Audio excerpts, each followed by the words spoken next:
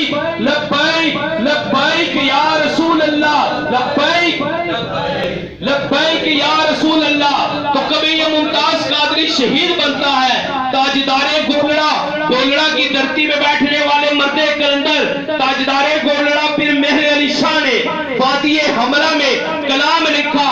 کیا لکھتے ہیں کہ اس صورت نو میں جان آکھاں اس نہیں کہا، اس کے بارے میں کہتے ہیں جو آنکھوں کے سامنے نہ ہو۔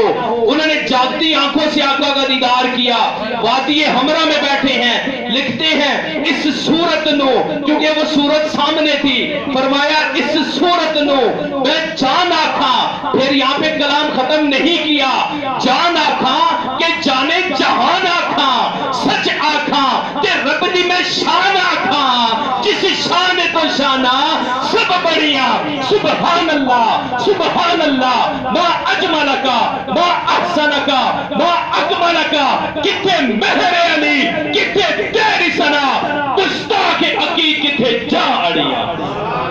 کیا شان ہے میرے مصطفیٰ کی۔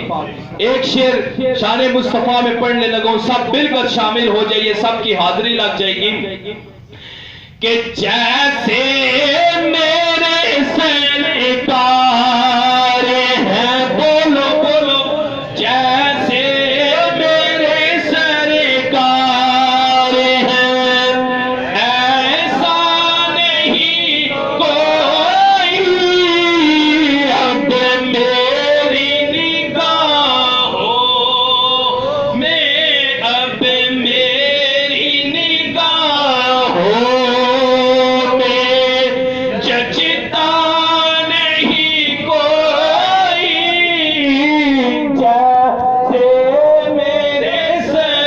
کا